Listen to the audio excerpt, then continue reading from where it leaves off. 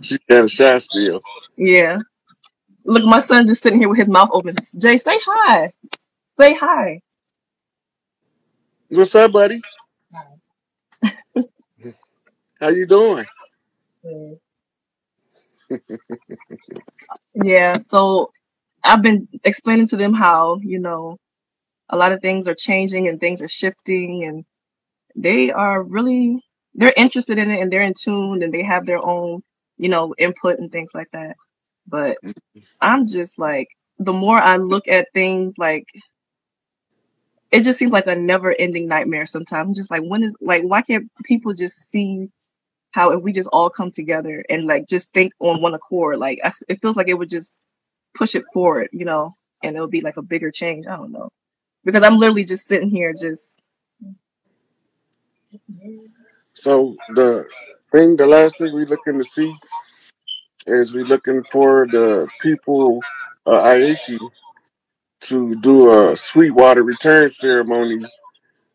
That means that they got the message, they understand the mission, and they take care of their part of the business. mhm. So they got a core Army engineers on standby to go and help clean up in the city of Port-au-Prince, where they got trash damn near waist deep. They're gonna come Mm, through with bulldozers and clean all that shit up. mm. But while they doing that, the people of the land, the natives, the organic people to the land, are going to be having festival gatherings and giving out care packages to everybody that come through there. Oh, okay. And So, then the people that's the leadership is going to have to structure it where we can get supplies out into the thickets too, because you got people that live back in the sticks. They don't fuck with the regular people in the city. mhm, mhm. Did you ever figure out if they were having a celebration in Brazil or what was going on there? I don't know. Okay, so that the way that the war conjure is working is looking like to me, everybody is flipping signs saying "Go Haiti, go Haiti," Mhm. because all of these ceremonies and these like sports events with all this yellow, that's because they giving the Oshun not the okay. Oh, okay. So when Haiti get the message, they do their ceremony and they turn this shit into Mardi Gras everywhere. Oh, wow. Looking forward to that. Me too. It's gonna be everywhere. That's why they was talking about the wall. Mhm. Because when the kings don't hit the land, you're not gonna be able to stop them people from crossing the border. They coming. Right. Right. It's now in our history when we have this happen before. They always try to stop the people from coming from the north to the south and coming from the south to the north. They always tried to stop that. That's part of the process when you closing out the age, Right. right? So you pushing against the forces of nature, and then forces of nature push back harder. That move the energy in the direction it's supposed to go. Right. Mm. Yeah. So we know what we're looking for. Mhm. We just gotta now do what we can to get the. I did a documentary to give a detailed description of what's going on energetically and what it has to do with Haiti around the world, because the Haitians sent soldiers to fight in the Gullah Wars that was riding that revolutionary energy. Mm. So when they had to close it out in Florida first, and now Haiti have to call the ocean Sweetwaters back, which caused back the people who opened the conjure to begin with state recognition. We know who they are now. Mhm. So they can get their honors once they do their ceremony down there to call Oshun, which is also calling them back to get their honors. That's what changes all of the energy. Mm. Okay. So there's nothing in particular, like there's no like seconds, like there's no nothing triggers it or what? Or is the trigger with more people waking up to what's going on? It's going to be the catalyst to the global awakening. Okay. See, Haiti is the ground zero for the global awakening, Mm. right?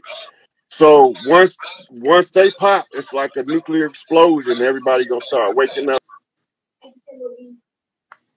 I want to see that excitement. That's what I that's what I'm waiting Yeah, for. because it's freedom finally comes Yeah. after a long drawn out process of suffering and oppression. Yes. I can remember working and I remember writing in my journal. I was at work and I was writing in my journal. I felt this overwhelming feeling of like doom. Like I'm just like, I can't keep doing this. It was so heavy on me. I'm just like, this can't be it. Just working and paying bills. Like, this can't be it. We supposed to be going to visit all the other tribal communities of the world. The women supposed to be getting trading cooking secrets and shit and all that kind of shit.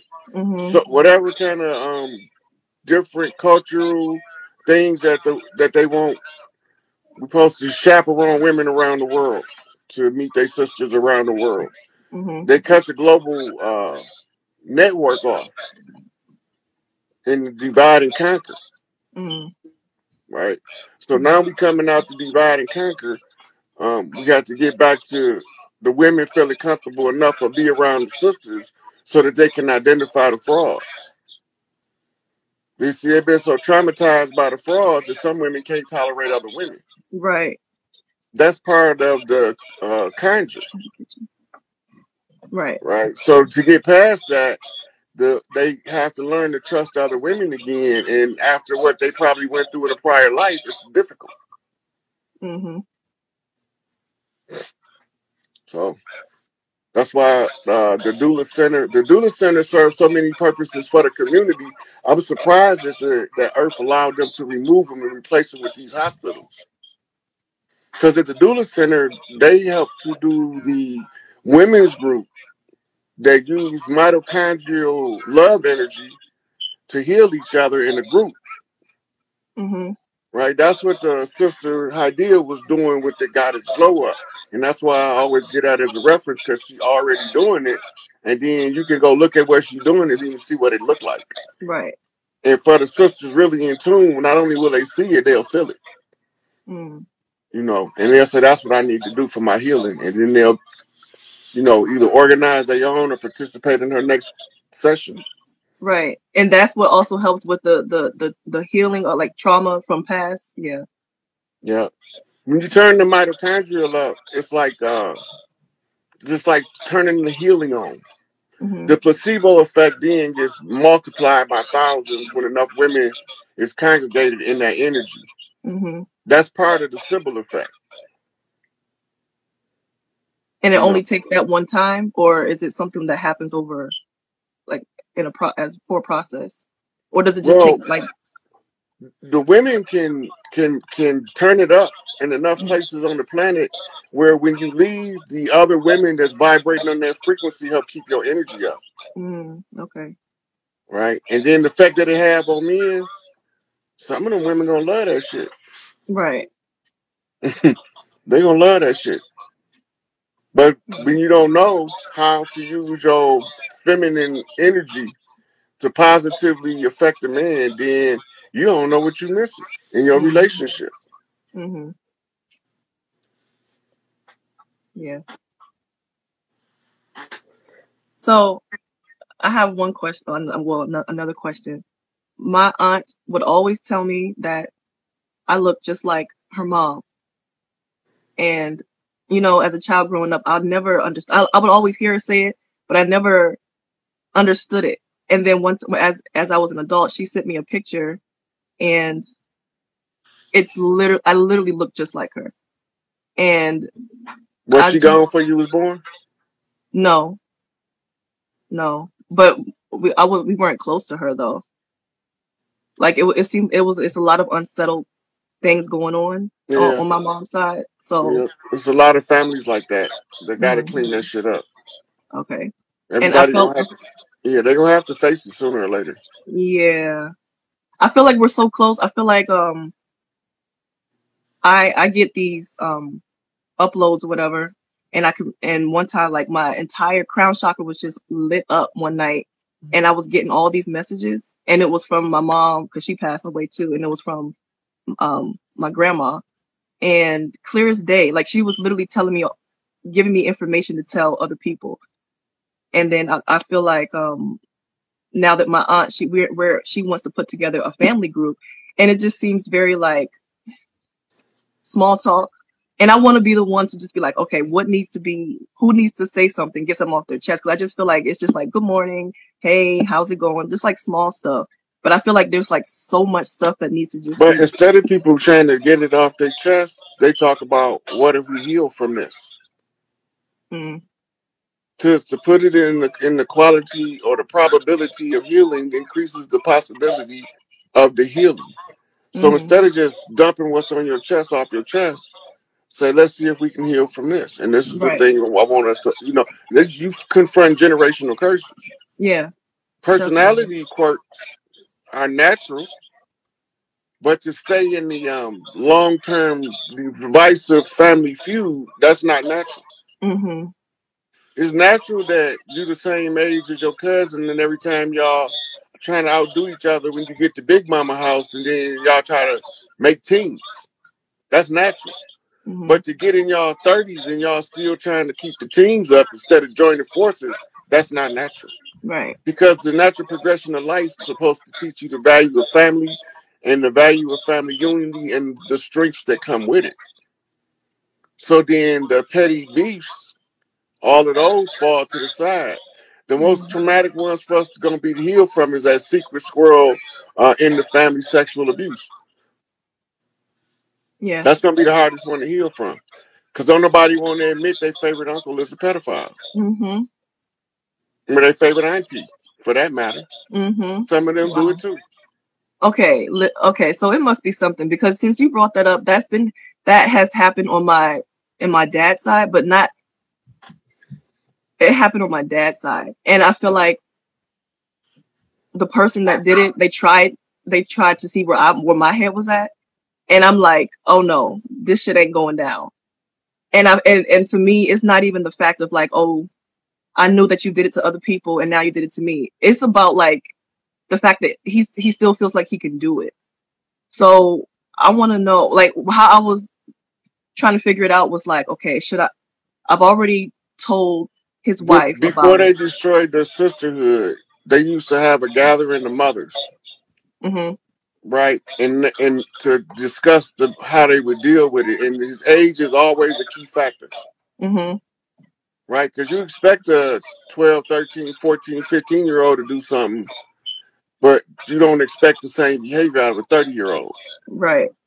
right?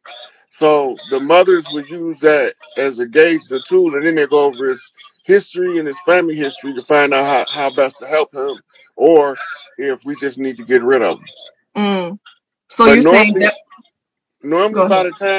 the time he got in his mid teens, the women be to figured out what men to put him around to give him proper instructions about women and children. What if he's not a part of the blood family? He's an outsider who just married into the family. That Is it? it don't matter. Oh, It don't matter if he's still in the family. He around the same family kids. right. He still got to be dealt with. You Right. can't keep that shit a secret, Mhm. right? This is why. Okay, so this is what's been going on in our community, and I've watched it in many different families while I was growing up, and I couldn't understand why they was doing it. Mhm. But the adults that abuse the child, right?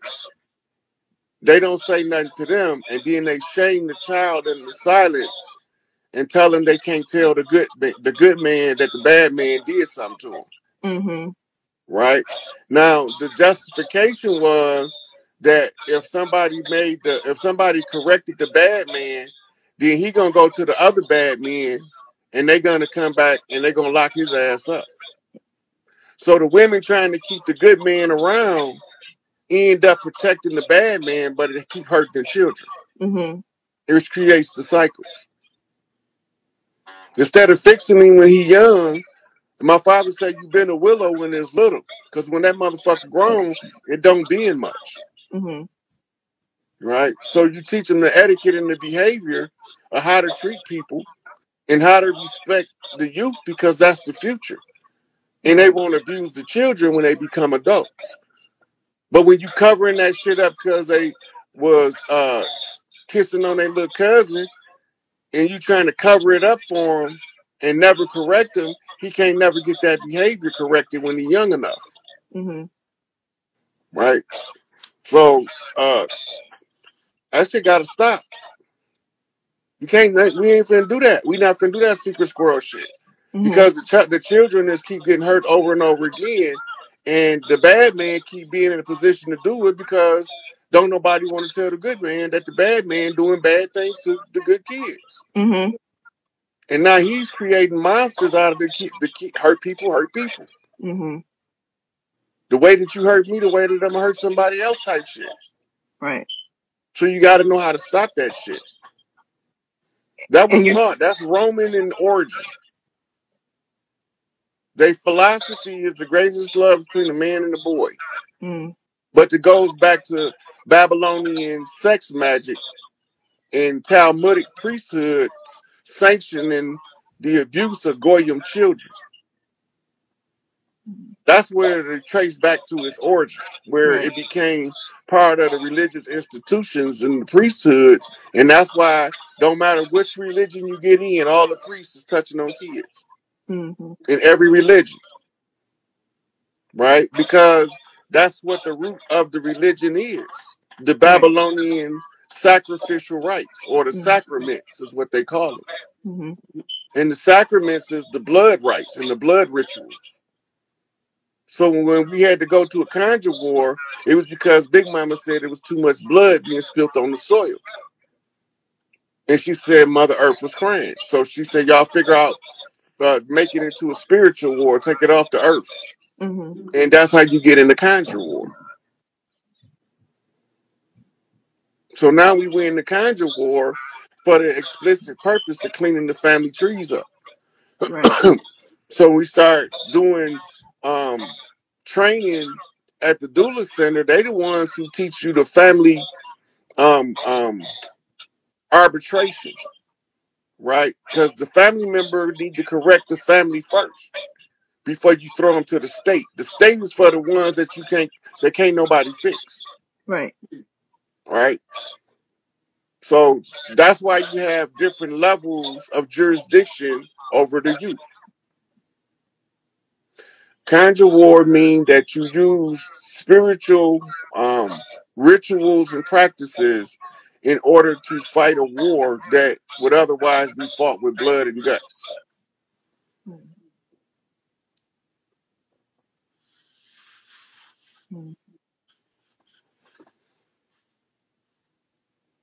I'm so glad I decided to get on. Oh my gosh, that really put a whole different perspective on this. Wow. I appreciate you. That's anybody that do research on the missing children. This is the same data that they're gonna come to.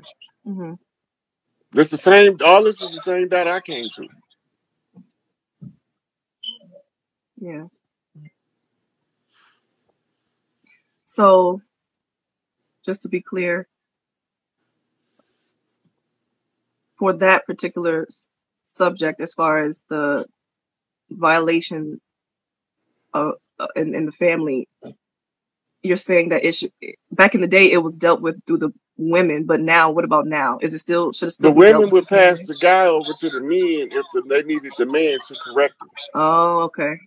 Normally, when the women is correcting me because it's a child, when it's an adult, they normally say, "Okay, pass this over to this elder," because if they give it to her daddy, he gonna overreact. But if you give it to her uncle, he gonna react accordingly.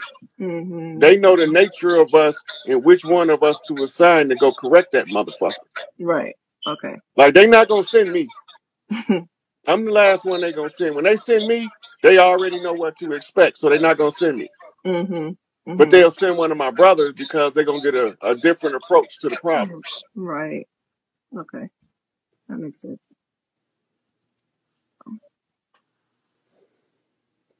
All right, sweetie. I'm gonna let you drop down, and I'm gonna take another caller in. Okay. All right. Good night. I'm not sure. Are you familiar with Mount Kenya? In Kenya? Yeah, the mountain they call Mount Zion. Yeah.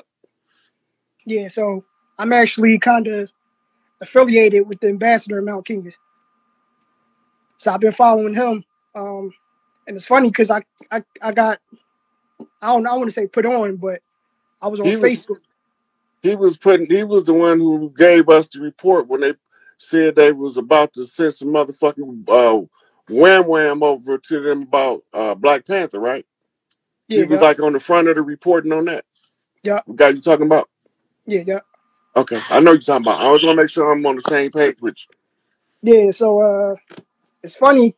So back in, I probably got put on to you back in, I want to say about 2020, and it's kind of crazy because my dad had died in August, and you kind of look like him a little bit. You got kind of that you. same I gotta put it like the speech, like y'all got that same type of voice, like it's like kind of low, but it's very impactful. Like when you talk, like it ain't no playtime type situation. So I kind of gravitated towards that. And then just the stuff you were speaking on, it was kind of related to the things I was going through, should I say. Um, so like my dad died probably a week before his birthday, because his birthday was August 18th, and My I actually father, went. August 21st. Yours August 21st. My father. Your file, see. So I actually went to Kenya that year to go to the mountain uh, of August 2020, and there was a That's lot the of real holy mountain. The fake holy mountain is in the Middle East, right, and they call that one Mount Zion too. right. But it's the mountain from the imposters. But that's the one in Israel. You saying that's the imposters? That's where the imposters came in. The Mount Kenya is the real holy mountain. Them motherfuckers up there got the real keys to the motherfucking conjure. Right, They can manipulate the energy faster than most of these machines. You up there dealing with the real masters. That's where the Egyptian priesthood studied with them. right. Yep. So that's basically what I've been on, just trying to help spread the message, spread your message. Free Larry Hoover. Um, free all the chiefs of the land. Uh, and I've been on the same type time everybody else. That's that understand what's going on, trying to get the information together. I've been trying to work on getting my genealogy together because I got people in my family that spoke on one of my great grandmoms. She spoke on how we had native lineage, but it's kind of cut off. Just trying to get back and talking to certain people.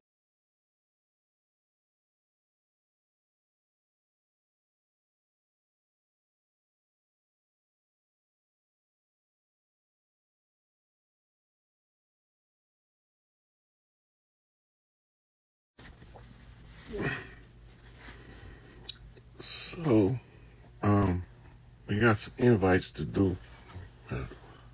Food all on my face. We got some invites to do, and then we're gonna get into the video. I got a couple people. I got guests coming in, and then we'll go from there. I'm gonna do my first invites, and then I'm gonna pull the guests in. I selected the title, "Reviewing the Roots of the Work." The roots of the work is basically another way of saying cashing the receipt. The roots of the work is at the core of it. What did you do? Okay, so I just named it that. It seemed kind of appropriate for who we have as guests because we dealing with the Haitian Revolutionary Conjure and the closing of it, right? So I'm bringing you Arisha. And what it do, Teddy? We gonna take this from there. Peace and blessings, Alafia. Peace and blessings, everyone. How y'all doing tonight?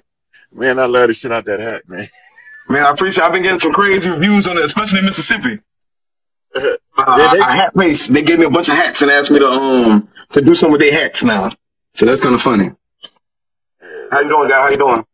for them to ask you that, it's the reason that they ain't just ask you just to be asking you. So y'all got to pay attention because he done went back to the Holy Land, the real Holy Land, and these hats all mean something different. He got on the top hat. So when you went down there, they was looking at you as the Mad Hatter. The Mad Hatter is one of the brothers to come to tear shit up. Because you know who wear the top hat. Yeah. The Baron wear the top hat. Yeah. The wear the top hat. Right? And sometimes Ogun wear the top hat. But when you wear that top hat, yeah. So they probably thought you was the Mad Hatter that gave you all them hats. Everywhere I go, you know, I don't take credit for nothing. Bobby Hemmett was the one that initially put me on it. Hold on, before we do anything else, I noticed you're live. Whenever you're ready. But stop. Do what you're doing. I gotta follow through with that. That's a call from the ancestors for y'all that don't know. I stay. For all the known and unknown ancestors, for all the known and unknown revolutionaries, teachers that have been teaching us from Dr. George Washington Carver, Bobby Hemmett.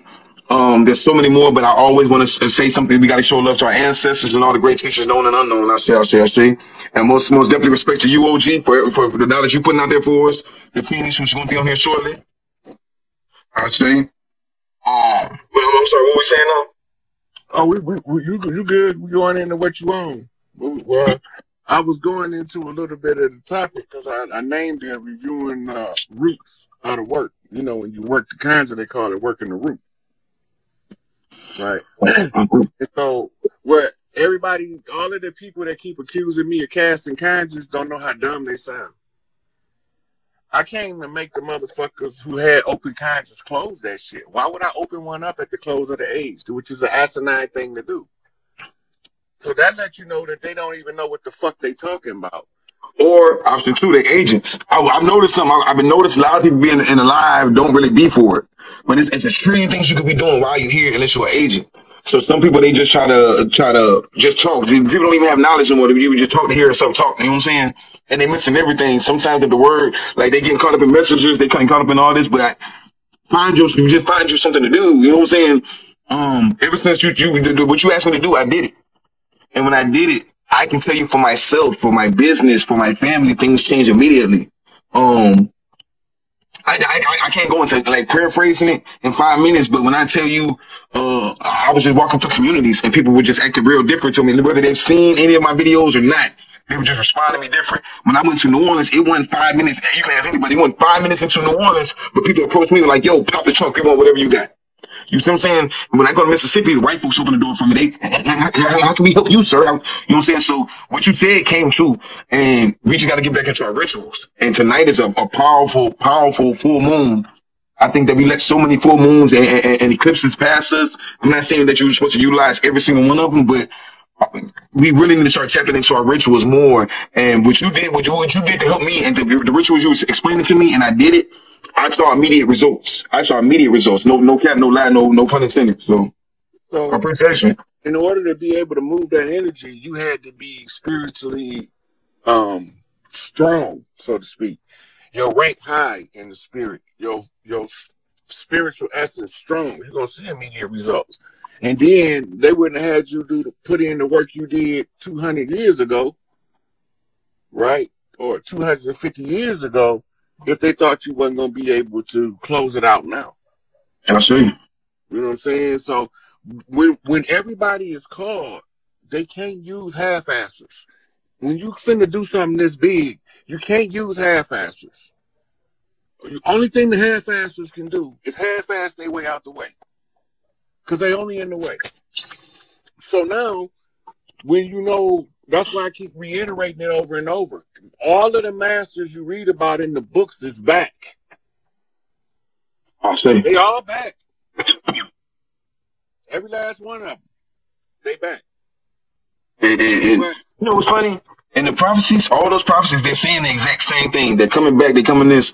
I was on the phone with I'm in out here in New Orleans with Sister Jada. I'm out in Mississippi now. But she was saying that, if you look at these prophecies, I ain't gonna say too many words because my Facebook just got banned for saying too much. But all of them saying the same thing, that the ones that are prophesizing And these prophets' names, or these so-called prophets' names, aren't going to be the real ones. That's what they said in the Quran. That's what they said in the Torah. That's what they said in the Bible. And there'll be a time where the prophet Yahshua will say, none of y'all, I don't know none of y'all. And this was only but 2,000 years ago. So who was he talking about? Like, clearly he's saying, I don't know none of you. So I don't try to debate with none of these people. I don't try to explain nothing, because we're trying to debate. It's not intelligent to debate with the ones that they're saying are the agents. The Quran specifically said that the desert Arab is the worst Muslim. Yeah. You know, the Bedouins, the word that they use for desert Arab in the translation is Bedouin. Muhammad said the Bedouin is the worst of the unbelievers. Because they stand in your face and say, yes, we believe. And in their heart, they don't. Hey. Oh, you on it. Yeah, that's our deep right now. Yeah. You say, but they shirk. I say hypocrites. Hypocrite. They bearing false witness. They are kafarun, considering what they know to be true. The munafiqun. Right? So they be having motherfuckers cute. Like they had Salman Rushdie, they stabbed him 30 years later. They couldn't find him because he was hiding from them. 30 years later, he doing the live speech. I think he was over here somewhere in the States, probably New York, and they stabbed him. The same motherfuckers that's calling you a hypocrite is being hypocritical. Now make this shit make sense. They say they follow the sunnah of the prophet, but it looked like they sooner or later following some shit that nobody ain't telling them to follow, including the prophet.